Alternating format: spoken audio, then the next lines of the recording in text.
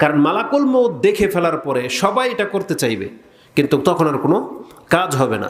কারণ পরীক্ষা তো হয় ওই ফলাফল হয়ে যাওয়ার আগে আগে আমাদের সবার পরীক্ষা চলতেছে, কিন্তু মালাকুল মউত দেখার পরে অনেকেই দেখবেন যে মুখ দিয়ে আল্লাহ আল্লাহ বলে, লা ইলাহা ইল্লাল্লাহ বলে। তখন আমরা অনেকে সন্তুষ্ট হয়ে যাই, বলি যে আমার বাবা বা অমুক তো সারা জীবন খারাপই ছিল, কিন্তু মরার সময় লা ইলাহা ইল্লাল্লাহ বলে মরেছে। আপনি কি জানেন যে হাদিসের মধ্যে আছে যে যার শেষ কালেমা হবে লা ইলাহা ইল্লাল্লাহ, মান আখিরু কালামিহি ইনদাল মাউত, আরেকটা বর্ণনায় আসছে লা ইলাহা ইল্লাল্লাহ দাখালাল জান্নাহ, মৃত্যু মুহূর্তে যার মুখ থেকে লা ইলাহা ইল্লাল্লাহ বের হবে সে জান্নাতে যাবে।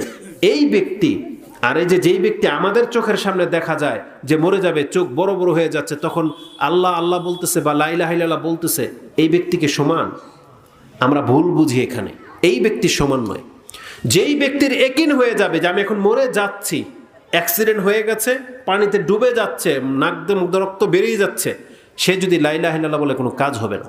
কারণ হাদিসে আছে আল্লাহ তওবা করবে হাত্তা লাম ইউগারগির, ততক্ষণ পর্যন্ত যতক্ষণ পর্যন্ত তারা গড়গড়া চলতেছে, মানে এখনো মালাকুল মউত সে দেখে নেই, ততক্ষণ পর্যন্ত। কিন্তু যখন দেখে নেবে তখন একবার কেন হাজারবার লা ইলাহা ইল্লাল্লাহ বললেও কাজ হবে না। যদি যেই হাদিস আমরা যেইভাবে বুঝেছি, আমরা বাঙালি মুসলিমরা যেটা মনে করি যে আমি মরার সময় লা ইলাহা ইল্লাল্লাহ বললেই মনে নাজাত পেয়ে যাব, তাহলে জেনে নেন আমাদের লা ইলাহা ইল্লাল্লাহ বলাতে যদি আমরা নাজাত পেয়ে যাইতাম, তাহলে ফেরাউনও কিন্তু নাজাত পেয়ে যেত। ফেরাউনকে লা ইলাহা ইল্লাল্লাহ বলেছিল কিনা বলে নাই? জানেন এটা? বলেছিল ফেরাউন লা ইলাহা ইল্লাল্লাহ? বলে নাই? ওই অনেকে মাথা নাড়ায়, বলে নাই বিলে বলেছিল। আসলে আমি আপনাকে দেখাই, সূরা ইউনূস 10 নম্বর সূরার 90, 91 এই আয়াতগুলোতে পড়েন। আল্লাহ সুবহানাহু ওয়া তাআলা বলতেছেন, ফেরাউন যখন ডুবতেছিল তখন বলতেছে ক্বালা আমানতু আন্নাহু লা ইলাহা ইল্লাল্লাযী আমানাত বিহি বানু ইসরাঈল ওয়া আনা মিনাল মুসলিমিন।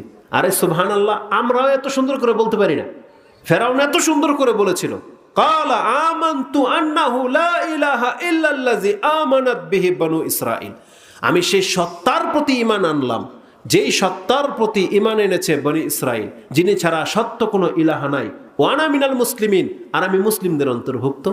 তখনও কিন্তু ফেরাউন মরে নাই। তাহলে মরার আগে যদি লা ইলাহা ইল্লাল্লাহ বললে নাজাত পাওয়া যায়, তো তাহলে ফেরাউন নাজাত পায়নি কেন? ফেরাউন বলেছিল লা ইলাহা ইল্লাল্লাহ, বরং আল্লাহ আবার জবাবও দিয়েছেন ফেরেশতাদেরকে দিয়ে, আল আন, এখন তুমি লা ইলাহা ইল্লাল্লাহ বলতেছো, ওয়াকাদ আসাইতা মিন ক্বাবলু ওয়া কুনতা মিনাল মুফসিদিন, একটু আগেই না তুমি অস্বীকার করেছিলে এবং ফাসাদকারী ছিলা তুমি, একটু আগে। তার মানে এই যে একটু আগে, এই একটু আগে বললে কাজ হয়ে যেত। কিন্তু যখন ডুবে যাচ্ছে, মালাকুল মউত যখন চেপে ধরেছে, তখনও বলছিল যে লা ইলাহা ইল্লাল্লাহ। আল্লাহ সুবহানাহু ওয়া তাআলা বলেন, ঠিক ফেরাউনের মতো যদি কোনো ব্যক্তি সারা জীবন পাপ করেছে, এখন মালাকুল মউত দেখে ফেলেছে, এখন যদি লা ইলাহা ইল্লাল্লাহ বলে, আমরা অনেক সময় মালাকুল মউতের সামনে, ওই মৃত্যু ব্যক্তির সামনে বলি না যে বাবা বলেন লা ইলাহা ইল্লাল্লাহ, দাদা বলেন লা ইলাহা ইল্লাল্লাহ, বলে কিনা আমরা?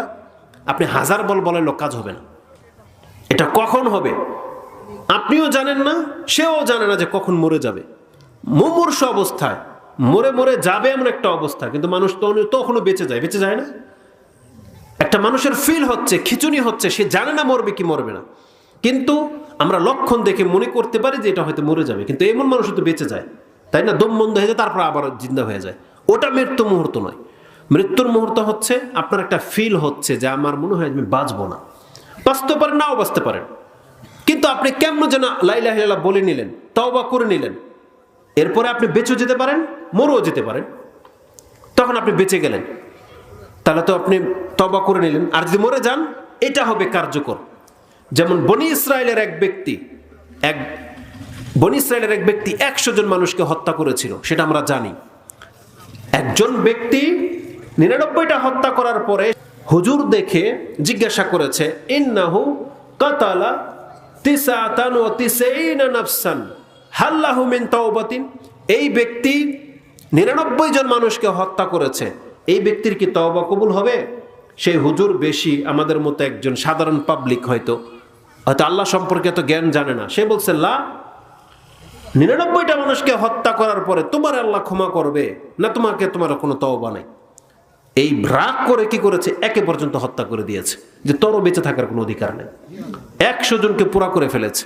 কিন্তু তারপরও সে চাচ্ছিল, কেন যেন মনে হচ্ছে যে হয়তো আল্লাহ ক্ষমা করবে, কোনো রাস্তা কি আছে কিনা। তখন সে খুঁজতে খুঁজতে একজন আলেমের সাক্ষাৎ হয়ে গেছে তার। বনী ইসরাইলদের ঘটনা, এক আলেমের সাথে যখন তার সাক্ষাৎ হয়েছে তখন বলেছে ইন্নাহু কাতালা মিয়াতা নাফসান, এই ব্যক্তি 100টা মানুষকে হত্যা করেছে, ফাহাল্লাহু মিন তাওবাতিন, এর ব্যক্তি কি এর ক্ষমা আছে, তওবা করতে পারবে? আলেম বলতেছে, দেখেন জ্ঞান যারা আছে, সে বলতেছে ওমা ইয়াহুলু বাইনাহু ওয়া বাইনাত তাওবাতি, কে তার আর তার তওবার মাঝে দেয়াল হয়ে দাঁড়াতে পারে, কে বাধা দিয়ে রাখতে পারে? অবশ্যই তার তওবা কবুল হবে। সেই ব্যক্তি রাজি হয়ে গেল যে আমি তওবা করতে চাই। বলছে ঠিক আছে, তাহলে তুমি এই এলাকা ছেড়ে দিয়ে ওই এলাকায় চলে যাও, এটা খারাপ এলাকা, ডাকাতের এলাকা, তুমি ভালো মানুষের এলাকায় চলে যাও, সেখানে গেলে তোমার ভালো হতে সহজ হবে। সেই ব্যক্তি মনস্থর করে নিয়েছিল এলাকা ছেড়ে দিবে, মাত্র পা দিয়েছে ওই এলাকার দিকে, আমরা জানেন সেই ঘটনা, সেই ব্যক্তির মালাকুল মউত উপস্থিত হয়ে গেছে। কিন্তু এই ব্যক্তি কি জানতো যে আমি একটু পরে মরে যাব? যাদের হার্ট অ্যাটাক হয়, সুস্থ মানুষ, আপনি কি জানেন যে এই সময় মরে যাবেন? কিন্তু মরে কিনা মানুষ, বসে আছে, মরে গেল। সৌদি আরবে এমন ঘটনা আমাদের চোখের সামনে ঘটেছে। আমরা যখন আমাদের উস্তাদের ক্লাসের সামনে এইভাবে বসতাম, আমাদের বাস্তব ঘটনা এরকম ঘটেছে। পেছন থেকে এক ভাই হঠাৎ করে বুক ধরে পড়ে গেল, কাঁপতেছে। আমরা ভাবতেছি হয়তো হার্ট অ্যাটাক করেছে বা ব্যথা উঠতেছে, সিঁড়ি থেকে নামাতে নামাতে মরে গেল। এরকম প্রায় জায়গায় দেখা যায়, নেটে দেখবেন বিভিন্ন বক্তব্যের মধ্যে এগুলো পেশ করা হয়। তাহলে একটা মানুষ খেলতে খেলতে হঠাৎ করে মরে যাচ্ছে, কথা বলতেছে, পড়ে গেল, তো এই জানে না যে সে এখন মরে যাবে। কিন্তু আমরা এরকম, হঠাৎ করে আপনি বসে আছেন, আপনি ভাবতে পারেন না একটু পরে মরে যাবেন, কেন যেন মনে হলো যে আমি তো অনেক পাপ করে ফেলেছি, আল্লাহর কাছে ক্ষমা চাওয়া উচিত, আল্লাহ তুমি আমাকে মাফ করে দাও, এতটা বলেছেন হয়তো। হঠাৎ করে কোনো গাড়ি আপনার উপর দিয়ে উঠে গেল, অ্যাক্সিডেন্ট হয় না রাস্তাঘাটে, এরকম হয়ে গেল। এই ব্যক্তি হচ্ছে জিতে যাওয়া ব্যক্তি। সে জানে না যে একটু পরে সে মরে যাবে। সে এই যে তওবা করে নিয়েছে, আল্লাহর কাছে ক্ষমা চাইলো, তার জীবনের সমস্ত পাপকে আল্লাহ মাফ করে দেবেন। এটা হচ্ছে সময়। এটা যেই ব্যক্তি পেয়ে যাবে সেই ব্যক্তি হচ্ছে সৌভাগ্যবান। কিন্তু সবার এই নসিবটা হয় না। অধিকাংশ মানুষ যারা বেশি পাপ করে, আল্লাহকে কোনো পাত্তাই দেয় না, তাদের মৃত্যুটা ফেরাউনের মতো হয়। সে মরার সময় অনুতপ্ত হয়, কিন্তু সময় পাস হয়ে যাওয়ার পরে, মানে সময় শেষ হয়ে যাওয়ার পরে সে তওবা করতে পারে, কিন্তু তখন আর তার তওবা কবুল হয় না। এই জন্য মরার সময়টা অত্যন্ত গুরুত্বপূর্ণ।